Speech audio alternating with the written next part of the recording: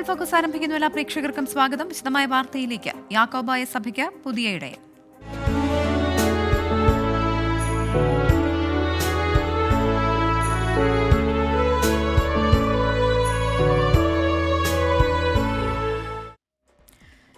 Lebanon താഴ്വരകളെ സാക്ഷിയാക്കി യാക്കോബായ സഭയ്ക്ക് പുതിയ ഇടയൻ. സഭയെ ഇനി ശ്രേഷ്ഠ ബസേലിയോസ് ജോസഫ് കാതോലിക്ക ബാവ നയിക്കും.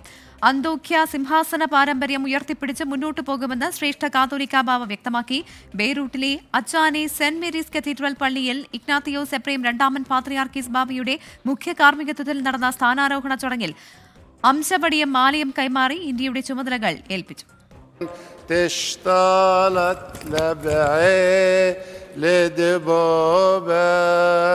خطبة عشن شادب لخم بيوم صيون تشطالت لبعي لدبوبة خطرد عشن شادر لخم صيون تشطالت ببعيل دبوبي خطبة عشن شادب لخم بيوم.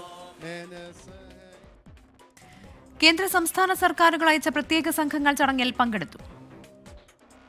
I have such high regard for him because he is a man of integrity, a person who smiles all the time. I think that's a great quality. I think half the problems of humanity would be solved if people smile. He's a smiling Archbishop and now a smiling Catholicos. We are with you. Whatever you do, the kind of contribution you have done in the field of education and in the care of the oppressed, the government of India and the Prime Minister of India is completely with you. On behalf of the Chief Minister of Kerala, the government and the people of Kerala, I would like to congratulate His Eminence, Mr. Baselius Joseph. He is well known to us, His Excellency is well known to us for several years. As Mr. Alex, our former minister, correctly mentioned, his simplicity and openness and also his charitable work and education work is very commendable. ലോകത്തിൻ്റെ എല്ലാ ഭാഗത്തു നിന്നും മലയാളികളായ വിശ്വാസികൾ ഇവിടെ എത്തിച്ചേർന്നിട്ടുണ്ട്. അവർക്ക് എല്ലാവർക്കും വേണ്ടി ഞാൻ ബാവയെ ഒരിക്കൽ കൂടി അഭിനന്ദിക്കുകയും ചെയ്യുന്നു. കരിങ്കടലിൽ വെടിനിർത്തലിന് റഷ്യയും യുക്രൈനും ധാരണയായി. കരിങ്കടലിലെത്തുന്ന കപ്പലുകൾ ആക്രമിക്കില്ല എന്ന് ഇരു രാജ്യങ്ങളും ധാരണയിലെത്തിയതായി വൈറ്റ് ഹൌസ് അറിയിച്ചു. ഇത് സംബന്ധിച്ച് പ്രത്യേക പ്രസ്താവനകളാണ് അമേരിക്ക പുറത്തിറക്കിയത്. സൗദി അറേബ്യയിൽ അമേരിക്കയുടെ നേതൃത്വത്തിലായിരുന്നു നിർണായക ചർച്ചകൾ. കരിങ്കടലിൽ സുരക്ഷിത യാത്ര ഉറപ്പാക്കാനും ധാരണയായി. റഷ്യ യുക്രൈൻ യുദ്ധം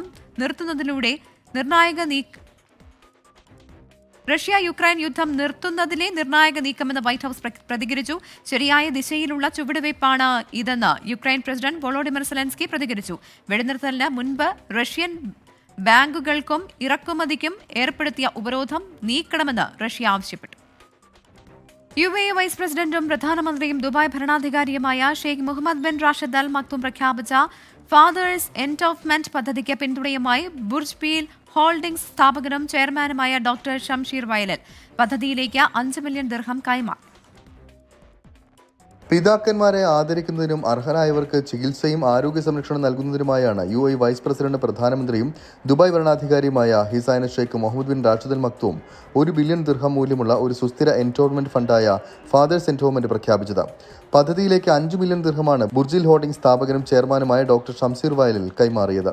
പദ്ധതിയിൽ പങ്കാളിയായതിന് ഡോക്ടർ ഷംസീർ വയലിനെ ദുബായ് കിരീടാവകാശിയും UAE ഉപപ്രധാനമന്ത്രിയും പ്രതിരോധ മന്ത്രിയും ദുബായ് എക്സിക്യൂട്ടീവ് കൗൺസിൽ ചെയർമാനുമായ Sheikh Hamdan bin Mohammed bin Rashid Al Maktoum ആദരിച്ചു. സമൂഹത്തിൽ പിന്നോക്കം നിൽക്കുന്ന വ്യക്തികളുടെ ജീവിതത്തിൽ വെളിച്ചവും പ്രത്യാശയും പകരുന്ന ഫാദേഴ്സ് എൻഡോവ്മെന്റ് പദ്ധതി UAEയുടെ പ്രതിബദ്ധതയാണ് പ്രതിഫലിപ്പിക്കുന്നതെന്ന് ഡോക്ടർ ഷംസീർ വയലിൽ പറഞ്ഞു.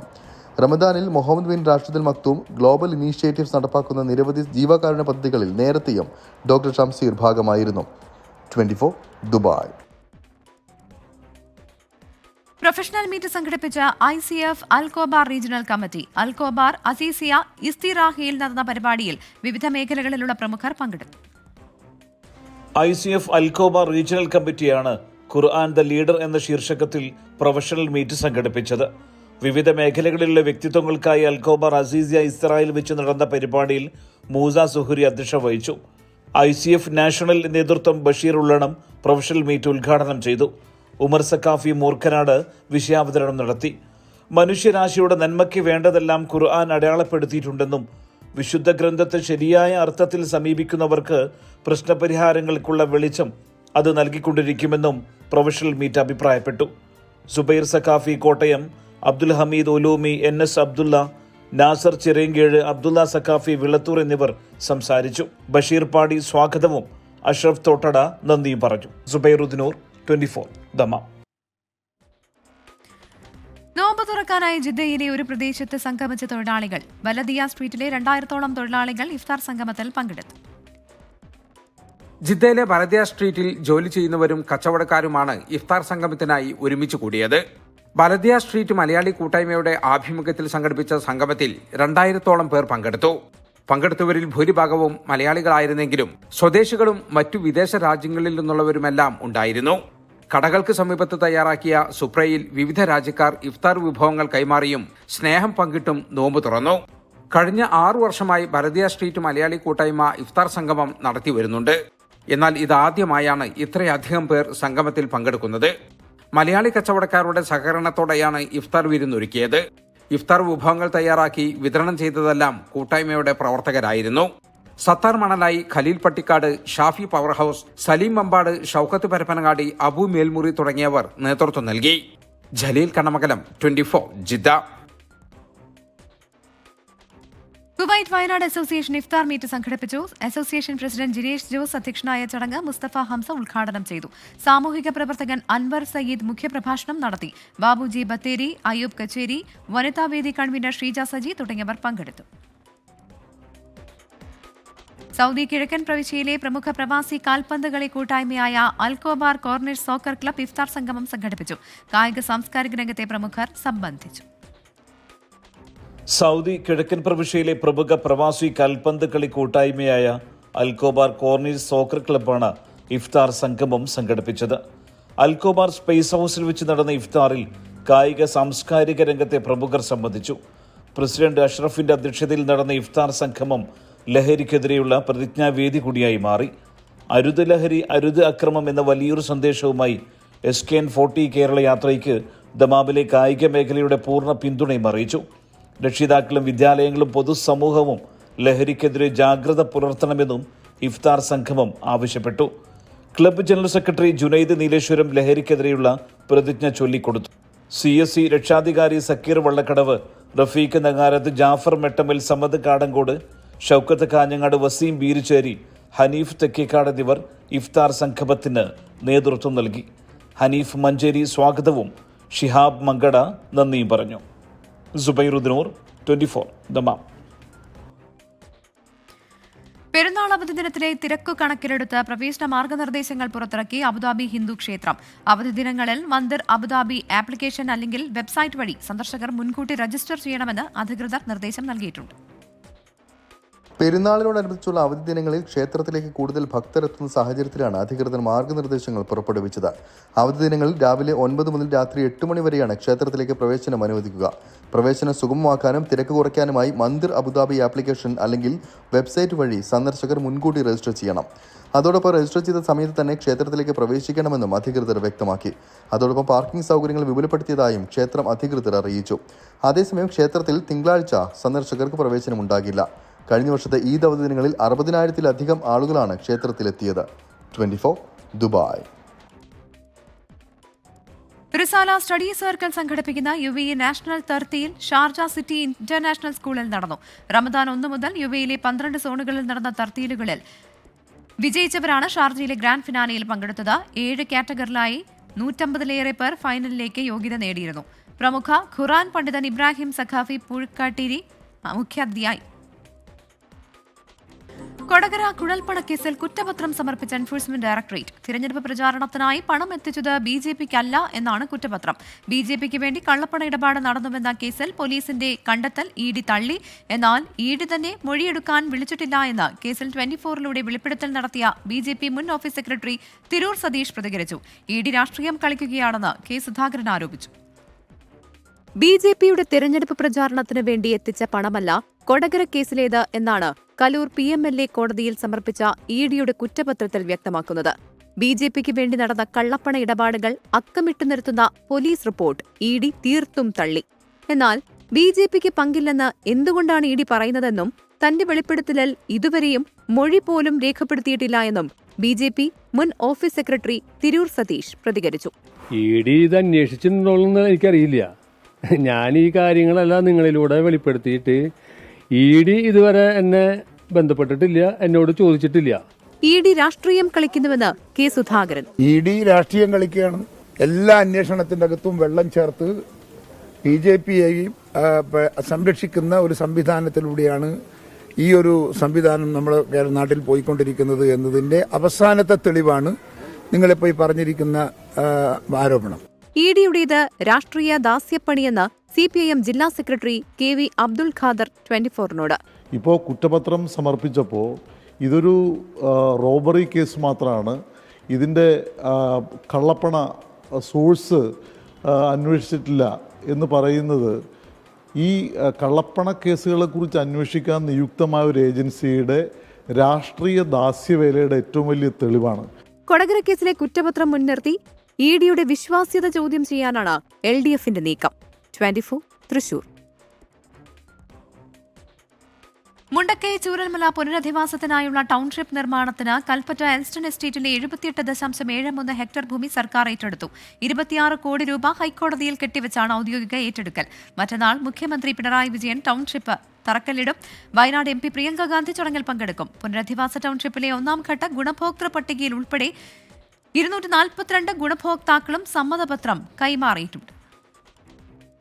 ഭൂമി ഏറ്റെടുക്കാൻ ഹൈക്കോടതി അനുമതി ലഭിച്ചതോടെയാണ് നടപടികൾ വേഗത്തിലായത്. 26 കോടി രൂപ കോടതിയിൽ കെട്ടിവെച്ചതോടെ ഔദ്യോഗികമായി എൽസ്റ്റൺ എസ്റ്റേറ്റ് ഏറ്റെടുക്കൽ പൂർത്തിയായി. 27-ാം തീയതി വൈകുന്നേരം 4 മണിക്ക് തന്നെ ബഹുമാനപ്പെട്ട മുഖ്യമന്ത്രി ശ്രീ പിണറായി വിജയൻ അവിടെ ആരംഭിക്കാൻ പോകുന്ന എൽസ്റ്റോണിൽ ആരംഭിക്കാൻ പോകുന്ന ടൗൺഷിപ്പിന് ഔപചാരികമായിട്ടുള്ള തുടക്കം കുറിക്കും എന്നുള്ളതാണ്.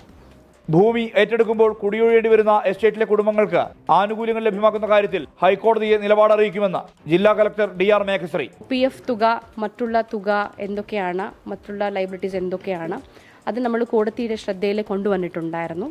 അപ്പോൾ കൊടുക്കുന്ന പൈസയിൽ ഈ എമൗണ്ടും മൈനസ് ആക്കി ഇത് നേരിട്ട് തൊഴിലാളികൾക്കും മറ്റുള്ളതും ഓണർസിനും കൊടുക്കണം എന്ന ഒരു റിക്വസ്റ്റ് നമ്മൾ കോടതിയെ പറഞ്ഞിട്ടുണ്ട്.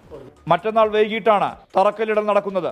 എൽസ്റ്റൺ എസ്റ്റേറ്റിൽ ഒരുക്കങ്ങൾ തുടങ്ങിയിട്ടുണ്ട്. പ്രിയങ്ക ഗാന്ധി MP ചടങ്ങിൽ പങ്കെടുക്കും. ഹൈക്കോടതിയുടെ അന്തിമ അനുമതി ലഭിച്ചാൽ വീടുകളുടെ നിർമ്മാണം ഡിസംബറിൽ പൂർത്തിയാക്കാൻ കഴിയുമെന്നാണ് നിർമ്മാണ ചുമതലയുള്ള ഊരാളുങ്കൽ ലേബർ സൊസൈറ്റി വ്യക്തമാക്കുന്നത്.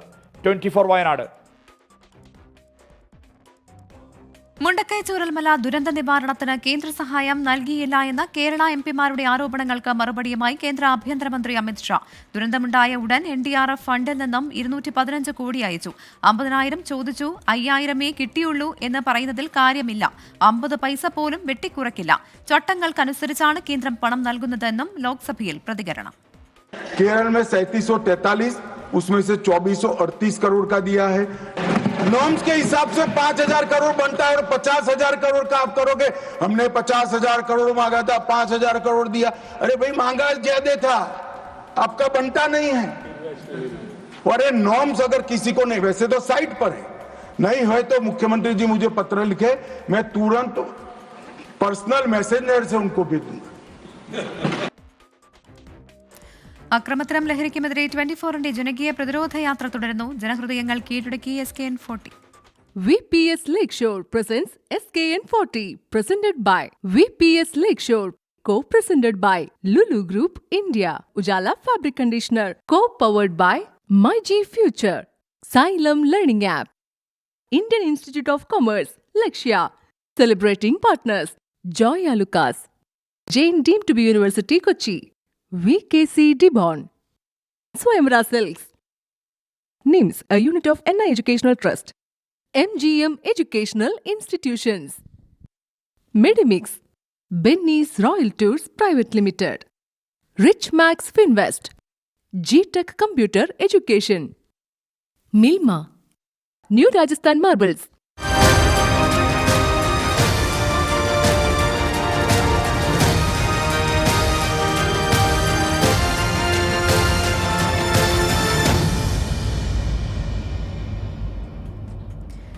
SKN40 കേരള യാത്രയുടെ കോട്ടയം ജില്ലയിലെ ആദ്യ ദിവസത്തെ പര്യടനം പൂർത്തിയായി. 100 കണക്കിന് പേരാണ് യാത്രയിൽ പങ്കാളികളായത്. നാളെ കോട്ടയം നഗരത്തിൽ നിന്ന് രണ്ടാം ദിന പര്യടനം തുടങ്ങും.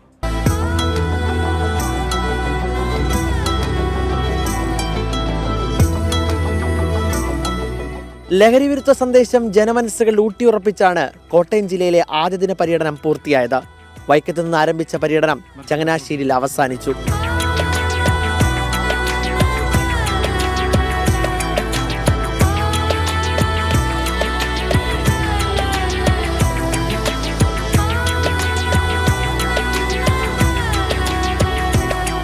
വൈക്കം ബോട്ടുചെട്ടി, ചീപ്പുങ്കൽ, കടുത്തുരുത്തി, ചങ്ങനാശ്ശേരി, പെരുന്ന ബസ് സ്റ്റാൻഡ് എന്നിവിടങ്ങളിൽ 100 കണക്കിന് ആളുകൾ ലഹരിവിരുദ്ധ യാത്രയുടെ ഭാഗമായി. ഞാൻ ഈ യാത്ര തിരുവനന്തപുരത്ത് നിന്ന് ആരംഭിക്കുമ്പോൾ ഞാൻ വിചാരിച്ചു കേരളത്തിലെ ചില സ്ഥലങ്ങളിലൊക്കെ തന്നെ ഈ ചില MDMA പോലുള്ള രാസലഹരി വിൽക്കുന്നുണ്ട്, കുറേ കുട്ടികൾ കഞ്ചാവ് വലിക്കുന്നുണ്ട്, അപ്പോൾ പോലീസ് അതൊക്കെ നോക്കുന്നുണ്ട്, എക്സൈസ് റെയ്ഡ് ചെയ്യുന്നുണ്ട് എന്നൊക്കെ ആയിരുന്നു. പക്ഷേ നമ്മൾ 1-2 ജില്ലയിൽ പര്യടനമൊക്കെ കഴിഞ്ഞപ്പോൾ നമ്മളെ അത്ഭുതപ്പെടുത്തുന്ന രീതിയിൽ ഒരു 3% നമ്മൾ ഉദ്ദേശിച്ചെങ്കിൽ 300% കേരളത്തിലെ പല കേന്ദ്രങ്ങളിലും രാസലഹരിക്ക് കുട്ടികൾ അടിമകളാണ്. നമുക്ക് ഏറ്റവും മനസ്സിലാകാതെ പോകുന്ന കാര്യം, ചെറിയ ചെറിയ കുട്ടികൾ, അതായത് 7ാം ക്ലാസ്സിലും 8ാം ക്ലാസ്സിലും പഠിക്കുന്ന കുട്ടികൾ പോലും MDMA എന്ന് പറഞ്ഞാൽ അവർക്കൊരു ലഹരിയാണ്. ലഹരിക്കെതിരായ പ്രതിജ്ഞ ഉറക്കെ പറഞ്ഞ് കടുത്തുരുത്തി സെന്റ് മൈക്കിൾ സ്കൂളിലും കേരള യാത്ര എത്തി. എന്റെ കേരളം എനിക്കെന്നും അഭിമാനം.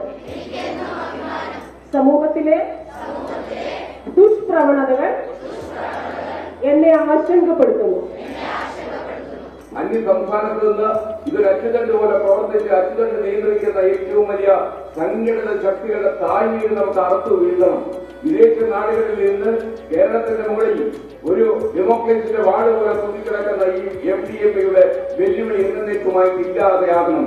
നാളെ രാവിലെ കോട്ടയം തിരുനക്കര മൈതാനിയിൽ നിന്ന് good morning with R Sreekandan Nair ഷോയോടെ രണ്ടാം ദിന പര്യടനം ആരംഭിക്കും.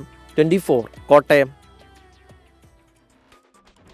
24 chief editor R Sreekandan Nair ലഹരിക്കും അക്രമത്തിനുമെതിരെ നടത്തുന്ന കേരള യാത്രയുടെ പൂർണ്ണരൂപം പ്രേക്ഷകർക്ക് കാണാം. 24ന്റെ SKN40 എന്ന കവറുള്ള യൂട്യൂബ് പേജിലും സോഷ്യൽ മീഡിയ പേജുകളിലും ലഭ്യമാണ്. ഡൽഹി ഹൈക്കോടതി ജഡ്ജി ജസ്റ്റിസ് യശ്വന്ത് വർമ്മയുടെ വസതിയിൽ സുപ്രീം കോടതി നിയോഗിച്ച അന്വേഷണ സമിതി പരിശോധന നടത്തി. സംഭവസ്ഥലത്ത് ആദ്യം എത്തിയ പോലീസ് ഉദ്യോഗസ്ഥരുടെ മൊബൈൽ ഫോണുകളും സമിതി പരിശോധിക്കും. പണം കണ്ടെത്തിയത് ഗൌരവമുള്ളതെന്ന് വ്യക്തമാക്കിയ രാജ്യസഭാ അധ്യക്ഷൻ ജഗ്ദീപ് ധൻഖർ വിഷയം ചർച്ച ചെയ്യാൻ സഭാകക്ഷി നേതാക്കളുടെ യോഗവും വിളിച്ചു. ജസ്റ്റിസ് യശ്വന്ത് വർമ്മയുടെ ഔദ്യോഗിക വസതിയിൽ തീപിടുത്തമുണ്ടായ മുറിയിലാണ് സുപ്രീം കോടതി നിയോഗിച്ച ആഭ്യന്തര അന്വേഷണ സമിതി പരിശോധന നടത്തിയത്. മുറിയിലെ സാഹചര്യങ്ങൾ നേരിട്ട് ബോധ്യപ്പെടുന്നതിനു വേണ്ടിയാണ് പരിശോധന. ആവശ്യമെങ്കിൽ ഫോറൻസിക് സംഘത്തെ ഉൾപ്പെടെ അയച്ച പരിശോധന നടത്താനാണ് നീക്കം. തീപിടുത്തത്തിന് പിന്നാലെ ആദ്യം രക്ഷാപ്രവർത്തനത്തിനായി എത്തിയ 5 പോലീസ് ഉദ്യോഗസ്ഥരുടെ മൊബൈൽ ഫോണുകൾ 3-അംഗ അന്വേഷണ സമിതി പരിശോധിക്കും. യശ്വന്ത് വർമ്മയുടെ വസതിയിൽ ആദ്യം എത്തിയത് ഫയർഫോഴ്സ് ഉദ്യോഗസ്ഥരാണെന്ന് ന്യൂഡൽഹി DCP കമ്മീഷണർക്ക് സമർപ്പിച്ച റിപ്പോർട്ടിൽ വ്യക്തമാക്കി. അതേസമയം യശ്വന്ത് വർമ്മയുടെ സ്ഥലമാറ്റത്തിനെതിരെ അലഹബാദ് ഹൈക്കോടതി ബാർ അസോസിയേഷന്റെ അനിശ്ചിതകാല സമരം തുടരുകയാണ്. വിഷയത്തിൽ ചർച്ചയാവശ്യപ്പെട്ട പാർലമെന്റിന്റെ ഇരുസഭകളിലും പ്രതിപക്ഷാംഗങ്ങൾ നോട്ടീസ് നൽകി. വിഷയം ഗൌരവമുള്ളതെന്ന് വ്യക്തമാക്കിയ രാജ്യസഭാ അധ്യക്ഷൻ ജഗ്ദീപ് ധൻഖർ വിഷയം ചർച്ച ചെയ്യാൻ സഭാകക്ഷി നേതാക്കളുടെ യോഗം വിളിച്ചു. 24 ഡൽഹി. എറണാകുളം ചങ്കമ്പുഴ പാർക്കിൽ ഏകപാത്ര നാടകം അവതരിപ്പിച്ച് കേരള സംഗീത നാടക അക്കാദമി പുരസ്കാര ജേതാവ് കലാശ്രീ രാമകൃഷ്ണൻ. ഹെരോദാവിന്റെ അന്ത്യം എന്ന ഏകപാത്ര നാടകമാണ് അവതരിപ്പിച്ചത്. പ്രശസ്ത നാടകകൃത്ത് ഐമനം ശശിയാണ് നാടകത്തിന്റെ രചയിതാവ്. 54 വർഷങ്ങളായി ഹൈദരാബാദ്, സെക്കന്ദരാബാദ്, ഇരട്ട നഗരങ്ങളിലെ കലാസാംസ്കാരിക രംഗത്തെ സജീവ മുഖമാണ് കലാശ്രീ രാമകൃഷ്ണൻ. ലോകകപ്പ് യോഗ്യതാ റൗണ്ടിലെ അർജന്റീന ബ്രസീൽ സൂപ്പർ പോരാട്ടം കാത്ത് ഫുട്ബോൾ ലോകം. ഇന്ത്യൻ സമയം നാളെ പുലർച്ചെ 5 മണിക്കാണ് മത്സരം. കാലം എത്ര കഴിഞ്ഞാലും വീര്യം ഒട്ടും കുറയാത്ത ഫുട്ബോൾ വൈര്യം. ബ്യൂണസ് അയേഴ്സിലെ മോണുമെന്റൽ സ്റ്റേഡിയത്തിന്റെ പുൽനാമ്പുകളെ തീപിടിപ്പിക്കാൻ ആ വൈര്യത്തിന്റെ പുതിയൊരു പതിപ്പ്. ഫുട്ബോളിലെ ചിരവൈരികളായ അർജന്റീനയും ബ്രസീലും വീണ്ടും മുഖാമുഖമെത്തുന്നു. പരിക്ക് മൂലം പടനായകന്മാരായ ലിയോണൽ മെസ്സിയും നെയ്മാർ ജൂനിയറും കളിക്കുന്നില്ല. അർജന്റീനയുടെ ലൗട്ടാറോ മാർട്ടിനസും പൗളോ ഡിബാലയും ലോസെൽസോയും ബ്രസീലിന്റെ അലിസണും എഡേഴ്സണും എഡർ മിലിറ്റാവോയും പരിക്കേറ്റ് പുറത്താണ്. എങ്കിലും പതിവ് അർജന്റീന ബ്രസീൽ മത്സരങ്ങളെപ്പോലെ കളിയും കയ്യാങ്കളിയുമൊക്കെയായി ക്ലാസിക് പോര് തന്നെ പ്രതീക്ഷിക്കാം. ലോക കിരീടം നിലനിർത്താനുള്ള ആദ്യ കടമ്പയായ യോഗ്യതയ്ക്കായി ഇനി ഒറ്റ പോയിന്റ് മതി അർജന്റീനയ്ക്ക്. 13 കളിയിൽ 28 പോയിന്റുമായി ലാറ്റിൻ അമേരിക്കൻ മേഖലയിലെ 1-ാം സ്ഥാനം വിടാതെ പിടിക്കുന്ന അർജന്റീനയ്ക്ക് യോഗ്യത ഉറപ്പാക്കൽ ബ്രസീലിനെ മറികടന്നെങ്കിൽ അതിനേക്കാൾ വലിയൊരു ആഘോഷമുണ്ടാവില്ല. ഹൂലിയൻ അൽവാരസിന്റെ അടങ്ങാത്ത ഗോൾദാഹവും പ്രതിരോധ നിരയിലെ ക്രിസ്ത്യൻ റൊമേറോ, നിക്കോളാസ് ഒട്ടാമെന്റി കൂട്ടുകെട്ടിന്റെ മികവിലുമാണ് ലോക ചാമ്പ്യന്മാരുടെ പ്രതീക്ഷകൾ. ഒപ്പം ഗോൾ പോസ്റ്റിന് മുന്നിൽ കോട്ട കെട്ടി നിൽക്കുന്ന ലോക ഫുട്ബോളിലെ ഏറ്റവും മികച്ച ഗോൾ കീപ്പറായ എമിലിയാനോ മാർട്ടിനസുമുണ്ട്. അതേസമയം കണക്കുകൾ ഏറെ തീർക്കാനുണ്ട് ബ്രസീലിന്. 5 കൊല്ലം കഴിഞ്ഞു അർജന്റീനയ്ക്കെതിരെ 1 ജയിച്ചിട്ട്. റാഫീഞ്ഞ, വിനീഷ്യസ് ജൂനിയർ, റോഡ്രിഗോ ത്രയത്തിന്റെ മികവിലാണ് കാനറികളുടെ പ്രതികാരത്തിന്റെ പ്രതീക്ഷകൾ. ലാറ്റിൻ അമേരിക്കൻ മേഖലയിൽ 3-ാം സ്ഥാനത്തുള്ള ബ്രസീലിന് യോഗ്യതാ പ്രതീക്ഷ നിലനിർത്താനും ജയം അനിവാര്യമാണ്. Sports desk 24. ഫോക്കസ് പൂർണ്ണമാകുന്നു. Good night.